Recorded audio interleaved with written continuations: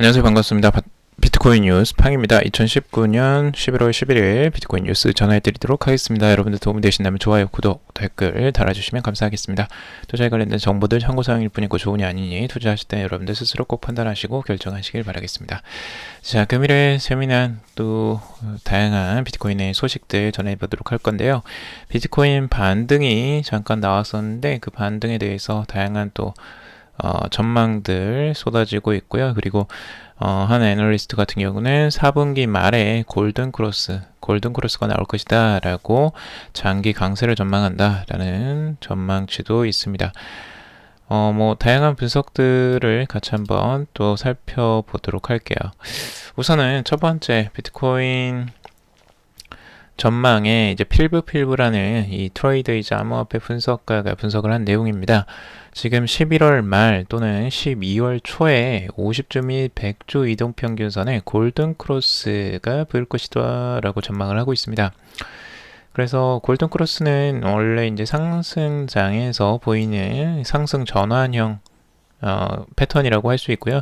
그리고 이 골든크로스가 장기적이죠. 굉장히 50주와 이제 100주예요. 그래서 굉장히 장기적인 전망치에서 나오는 그 골든크로스가 출현할 것이다 라고 분석을 하고 있습니다. 그래서 11월 말이나 12월 초면은 얼마 남진 않았죠. 그래서 한 1개월 내외 정도로 지금 이 골든크로스가 출현할 것으로 보는데 제가 차트를 한번 준비를 해봤습니다. 자, 여러분들 이제 직접 이렇게 차트로 보시면은 여러분들이 한눈에 보실 수가 있을 텐데 지금 이 상단에 있는 게 이제 100주 이동 평균선이고요. 그리고 이 하단에 있는 게 50주 이동 평균선입니다. 자, 보시면 아시겠지만 정확하게 지금 50주 이동 평균선이 상향하는 모습들이 정확하게 보이고 있죠. 이 오렌지색. 그리고 이 초록색은 지금 이제 하향하는 추세를 보여주고 있어요. 100주 이동평균선은 아래쪽으로 내려오고 있고 지금 50주 이동평균선은 상향하는 이 모습.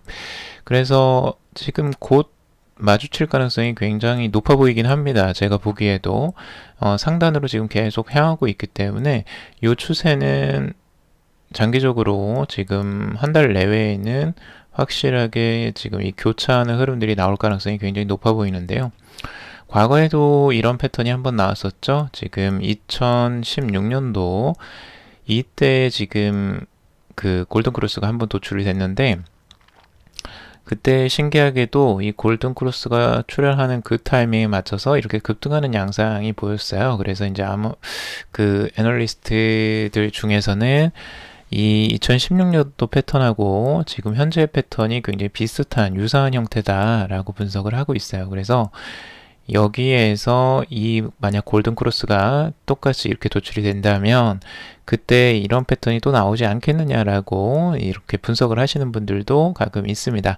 하지만 이 타이밍에 꼭 이 급등하는 양상이 딱 나온다라는 보장은 없기 때문에 그거는 알 수 없겠지만 장기적인 추세에서 그러니까 장기적인 추세를 봤을 때 과거에 이런 주봉상의 골든크로스 같은 경우는 굉장히 긴 패턴이거든요. 그래서 아주 긴 흐름에서 이렇게 골든크로스가 나오는 건 상대적으로 이제 그 강세장의 전환의 시작점으로 많이들 바라보고는 있습니다. 그래서 지금 50주 이동평균선이 만약 100주 이동평균선을 이렇게 돌파하고 골든크로스가 정확하게 나오게 된다면 장기적으로는 이렇게 우상향하는 패턴이 나오지 않겠느냐라고 이제 긍정적으로 바라보고 있는 거죠.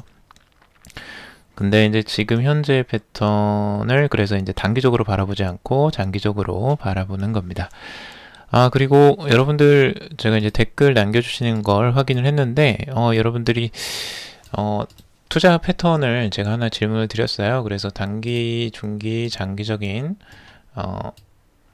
그 투자 패턴 중에 어떤 패턴들을 많이 하시냐라고 물어보니까 많은 분들이 이제 장기 투자자분들이 많으시더라고요. 제 채널을 구독하시는 분들이.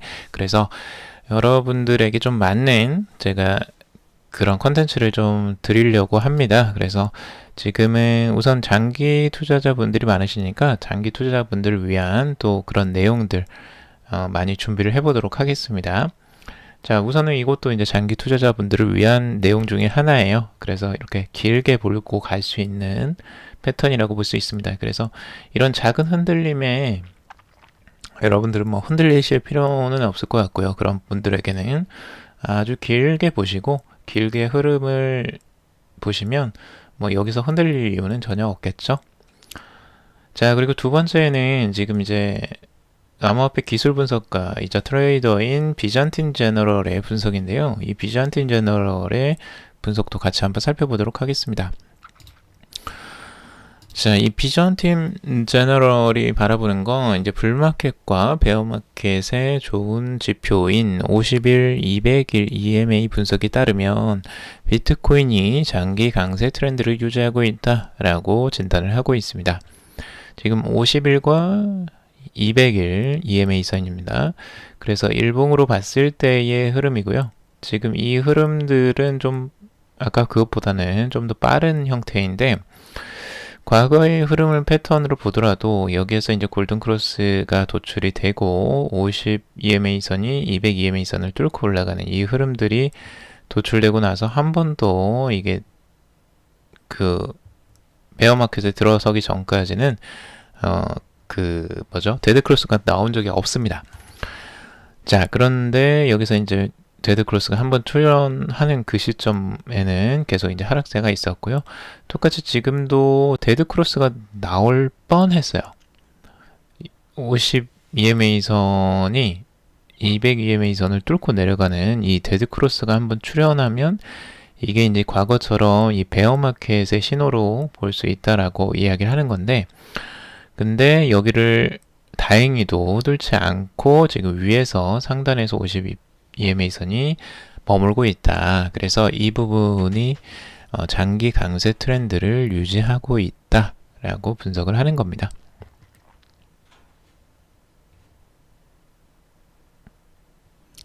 근데 이 트렌드를 보시더라도 여러분들이 과거에도 참 재미있게도 이렇게 그 골든크로스가 나오려다가 한번 저항을 맞고 진짜 골든크로스가 도출되고 나서 그 다음부터 이제 상승장이 이어져 왔던 그런 부분들이 있긴 합니다.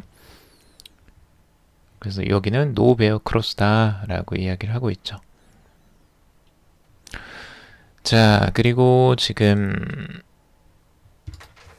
세레티스 파리부스라는 전문 애널리스트의 트위터를 통해서 지금 보면요, 2018년을 제외하고 비트코인 시세는 4분기에 강세 흐름을 나타내는 경우가 많았다라고 이야기를 하고 있습니다. 그래서 2018년의 경우 비트코인의 채굴 비용이 높았고 기업 운영 적자에 부담을 느낀 채굴자들이 매도 압력을 견디지 못한 게 비트코인 하락의 주요 원인 중 하나였다 라고 분석을 하고 있습니다. 그래서 올해 연평균 비트코인 채굴 비용이 약 7,400달러 수준이고 채굴자들에게는 최근 비트코인 시세 기준 약 22%의 수익이 생긴 셈이다 라고 강조를 하고 있습니다.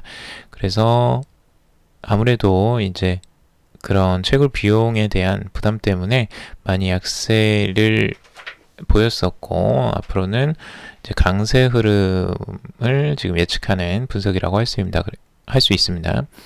2018년을 제외하고는 비트코인 시세가 4분기에는 모두 다 강세를 보였다고 하는데요. 4분기가 유독 이제 비트코인에게는 강세장으로 나타나는 현상이 많이 패턴적으로 많이 발생했다라는 분석입니다. 자, 그리고 비트코인 9,000달러 재회보 유명 애널리스트가 11월에 엄청난 상승장이 올 것이다 라고 전망을 하고 있는데요.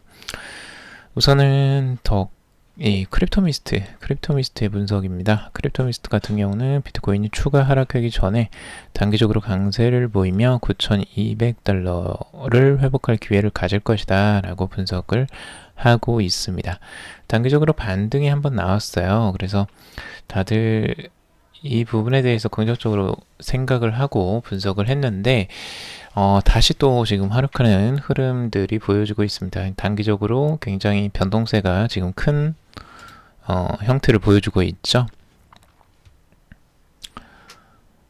제가 이제 차트를 한번 가져와 봤는데요. 지금 비트코인의 흐름들 단기적으로 9,000달러 선을 갑자기 뚫고 올라가는 듯 했습니다. 그래서 상승장이 나오느냐라고 다들 기대를 하고 있는데 그 순간 여기에 저항을 받습니다. 지금 4시간 봉으로 봤을 때에는 지금 그 52평선과 102평선이 지금 데드크로스가 도출하는 요 형태의 저항선을 지금 딱 맞고 다시 한번 내려오는 형태입니다. 그래서 8,775달러 선까지 다시 하락하는 흐름들이 보였는데요.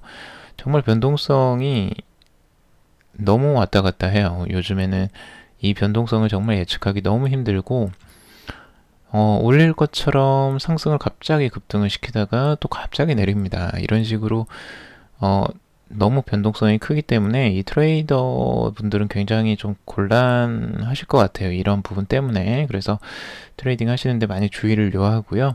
지금 형태들 이제 상승으로 반등을 하는 것과 지금 하락하는 이 흐름들에서 계속 오르락 내리락 계속 그 개인 투자자분들을 혼란스럽게 만드는 시장이라고 할 수 있습니다. 그래서 단기적으로는 어디로 흘러갈지 전혀 예측이 되지 않는 그런 흐름들을 지금 보여주고 있다라고 할 수 있을 것 같습니다. 자, 그리고 갤럭시 암호화폐 애널리스트 갤럭시 같은 경우 BTC가 지금 7,300달러에서 1,600달러로 급등했던 지난 10월 랠리 때와 유사한 기술적 포메이션을 구축하고 있다. 그래서 향후 대규모 급등장을 예상했다라고 얘기를 하고 있습니다. 그래서 지금 이제 어센딩 트라이앵글 패턴으로 지금 이런 패턴들을 읽고 있는데요. 급등이 나올 것처럼 한번 상승을 했지만 다시 하락하는 흐름들이 나와서 조금 안타까운 흐름들이 보여주고 있습니다. 자, 그리고 애널리스트 이더리움에 대한 분석도 있는데요. 암호화폐 분석가인 이제 닉 파텔이 이더리움에 대한 분석을 한 건데 200달러가 넘어서면 새로운 상승장이 올 것이다 라고 분석을 하고 있습니다. 이더리움이 현재 360일 이동평균을 지원 수준으로 설정하고 있으며 현재 200달러 선의 저항선에 갇혀 있다. 그리고 앞으로 몇 시간, 며칠 안에 이더리움이 200달러 선을 넘어서면 새로운 상승세를 불러올 수 있다라고 분석을 하고 있습니다. 그래서 200달러 선을 지금 이제 저항선으로 바라보고 있고요. 이 저항선을 뚫고 올라가 주면 새로운 상승세가 추가적으로 나올 수 있다라고 해서 분석을 하고 있습니다.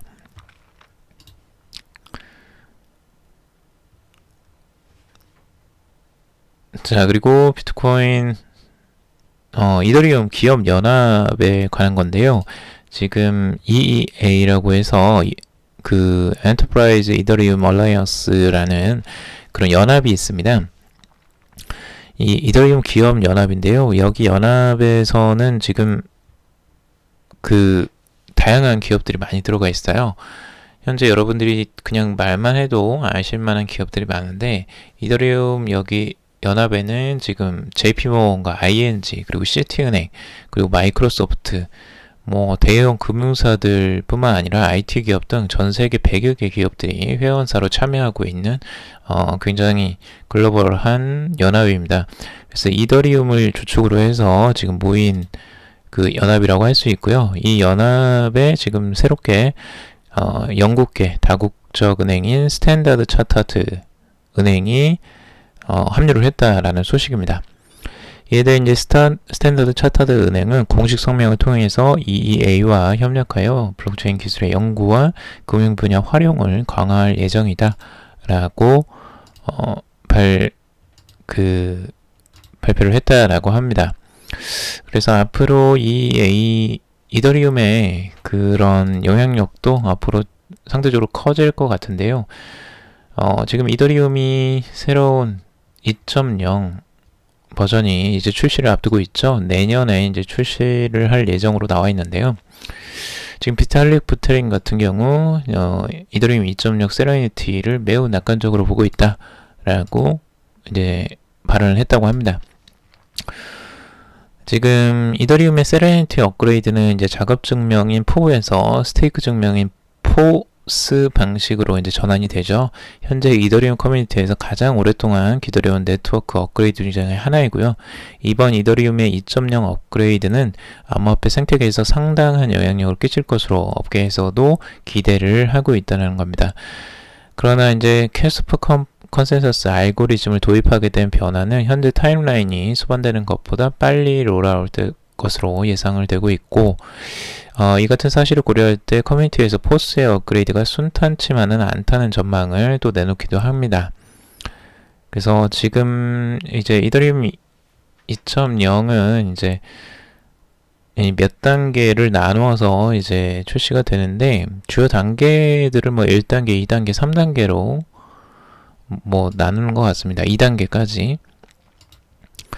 자, 그리고 만약 이렇게 이제 이더리움이 제대로만 2.0이 개선이 돼서 출시가 된다면 이것에 대한 파급력은 상당히 클 것으로 많이들 예상을 하고 있습니다. 그래서 이더리움의 업그레이드를 많이들 투자자들이 관심을 갖고 있고요. 이 부분에 대해서는 추가적으로 소식이 또 나오면 한번 전해드리도록 하겠습니다. 자, 그리고 조셉 루빈, 이더리움의 공동 창업자이자 이제 컨센시스 창업자이죠. 조셉 루빈이 중국 중앙은행 디지털 화폐와 퍼블릭 블록체인 간 상호 운용이 가능하길 바란다 라고 발언을 했다고 합니다. 지금 중국 지도부는 자신들에게 유리한 방향으로 블록체인을 활용할 것으로 생각이 된다라고 이야기를 하고 있고요. 아직 가능성이 열려있고 상호 운용이 가능하지만 현재로서는 장담할 수 없다라고 이야기를 하고 있습니다. 지금 이제 그렇죠. 지금 이제 중국의 중앙화된 디지털 화폐인 CBDC가 만약 이제 발행이 된다면 이 부분에 대한 파급력이 상당히 클 것으로 바라보지는데요. 근데 중국도 문제는 중국 자체 내부에서만 쓰려고 하는 건 아닐 거예요. 왜냐하면 달러를 염두에 두고 지금 나오는 거거든요. 그렇기 때문에 이 중국도 문제는 전 세계에 이걸 쓸 수 있게 만드는 게 가장 관건이라고 저는 생각이 듭니다. 그래서 잘하면 이 이더리움과의 상호 호환성 이런 부분들을 분명히 고려할 가능성도 충분히 있어 보이긴 해요. 왜냐하면 전 세계로 이걸 확산시켜 나가야 되고 이 블록체인이 호환이 돼야 되거든요. 만약 호환이 되지 않고 사용이 된다면 이거는 중국 내에서만 내수용으로 끝날 가능성이 굉장히 높습니다. 그래서 아마 중국 내부에서도 이런 부분에 대한 고려를 지금 분명히 할 것으로 생각이 들고, 잘하면 뭐 이더리움이나 다른 블록체인 생태계와 호환을 가능하게 만들 가능성도 충분히 있죠. 자신들의 그런 통제권이나 이런 것들을 제한받지 않는 이상은 아마 그럴 가능성들도 충분히 있어 보입니다. 자, 그리고 중국 역시 소식인데요. 텐센트에서 블록체인 기반 인터넷 은행을 설립한다라는 소식입니다. 지금 텐센트 블록체인 사업총괄은 중국 우전에서 열린 월드 블록체인 컨퍼런스에서 텐센트가 홍콩 증권선물거래위원회로부터 인터넷 전문 은행 설립 허가를 얻었다라는 소식이 전해지고 있습니다. SFC 같은 경우, 이 홍콩 증권선물거래위원회 같은 경우는 현재까지 12개 기업의 인터넷 전문은행 설립을 허가했다고 하고요. 텐센트는 중국 공상은행과 홍콩 기반 기관 투자자 두 곳과 합작한 인피니움으로 지난 5월 허가를 받았다고 합니다. 그래서 이후 7월에 이름을 퓨전뱅크라고 바꿨고요. 자, 텐센트 같은 경우는 중국의 어마어마한 영향력을 가지고 있는 기업입니다. 엄청난 대기업이고요. 우리나라에도 지분 투자를 엄청나게 했죠. 뭐 카카오에도 지분 투자가 들어가 있고요. 모바일 메신저 위챗의 개발사이고요. 위챗에 탑재한 위챗페이는 지금 알리페이와 더불어서 중국 양대 간편 결제 서비스로 자리매김을 하고 있습니다. 그래서 지금 텐센트에서 중점적으로 지금 개발하고 있는 건 이 블록체인 기술 개발에서도 지금 이제 선전 세무국과 협력을 해서 블록체인 기반 송장을 위한 국제 표준안을 개발을 나서고 있고, 여기에 이제 세무국가 증빙 서류 위조를 방지하고 세무신고 과정을 투명하게 하여 탈세 행위를 근절하기 위한 블록체인 프로젝트에 착수했다라고 하고 있습니다. 자, 이걸 보면 이제 왜 텐센트에 이런 것들도 하고 있는지를 알 수가 있죠. 지금 텐센트는 이제 국가와 굉장히 밀접하게 일을 하고 있는 것으로 보여지고, 그래서 텐센트를 이제 밀어주는 거죠. 인터넷 은행으로 또 밀어주고, 그리고 텐센트는 국가에 도움이 되는 일들을 엄청나게 이제 합니다. 이 세무 부분이 굉장히 중요한 부분이죠. 탈세를 하지 않고 세금을 제대로 걷기 위한 이제 과정입니다. 이 블록체인을 이용해서. 자, 그러니까 중국이 지금 왜 블록체인에 이렇게 목을 매달고 열심히 하느냐, 그 이유 중에 또 하나가 이런 것들이 보여지죠. 그 국가의 개개인들이 세금을 탈세하거나 뭔가를 이제 숨기거나 이런 것들을 이제 못 한다는 거예요. 이 블록체인 기술을 이용하면 거의 다 투명하게, 모든 게 거의 투명하게 지금 다 드러나 버리기 때문에 증빙 서류 위조 같은 게 이제 안 됩니다. 이렇게 되면 거의 투명하게 모든 세금들을 거둘 수가 있고, 횡령 같은 거는 거의 쉽지가 않겠죠. 그래서 개인들의 그런 부분들, 뭐 당연히 기업들도 포함되고요. 그래서 그런 부분들을 만들어 나가는데 굉장히 적극적으로 지금 나서는 것으로 보여집니다. 자, 그리고 튀니지의 소식인데요. 튀니지가 전 세계 최초로 중앙은행 디지털 화폐를 발행할 전망이다 라고 외신 보도가 나왔다고 합니다. 지금 러시아 관영 통신사인 타스 같은 경우 튀니지 중앙은행이 세계 최초로 CBDC인 이 디나르를 발행할 예정이다 라고 보도를 하고 있습니다. 이 디나르는 이제 튀니지 법정 통화인 디나르의 종이 화폐를 담보로 발행이 되고요. 신규 화폐를 발행하는 형식이 아닌 이제 중앙은행이 보유한 준비금을 디지털 형태의 화폐로 변환하는 방식이라고 합니다. 이제 시민들은 자신이 보유한 종이 화폐를 이 디나르로 바꿀 수 있다라고 하고 있고요. 자, 이렇게 되면은 이제 튀니지가 오히려 중국보다 더 빠르게 이제 발행을 할 가능성이 굉장히 높아 보이는데, 결국에는 여기서 이제 사용하는 방식은 지금 기존의 종이 화폐를 대체하는 수단으로서 이제 나올 것으로 보여집니다. 그래서 튀니지 같은 나라들, 이제 작은 나라들이죠. 근데 이제 이런 부분에서 많이 테스트를 지금 이미 하고 있을 거고, 테스트가 이제 어느 정도 마무리가 되면 아마 전 세계적으로 다른 나라들도 적극적으로 아마 참여를 할 것으로 보여집니다. 그래서 굉장히 빠르게 지금 이런 부분을 준비하고 있다라는 것들, 앞으로 이제 중앙은행에서 CBDC가 발행되는 건 너무나 당연한 현상이 될 것 같다라는 그런 느낌이 좀 들기도 합니다. 우리나라도 지금 빨리 준비를 해야 될 텐데 조금 걱정이 되기도 하고요. 한국은행은 지금 그럴 마음이 없다고 하는 부분이 조금 안타깝게 느껴지기도 하네요. 발행을 하지 않더라도 꼭 이런 부분을 준비를 했으면 좋겠습니다. 자, 오늘 여기까지 정리를 해봤습니다. 여러분들 도움이 되셨길 바라고요. 도움이 되셨다면 좋아요, 구독, 댓글 달아주시면 감사하겠습니다. 투자에 관련된 정보들 참고사항일 뿐이고 좋으니 아니니 투자할 때 여러분들 스스로 꼭 판단하시고 결정하시길 바라겠습니다. 오늘도 방송 들어주셔서 정말 감사합니다.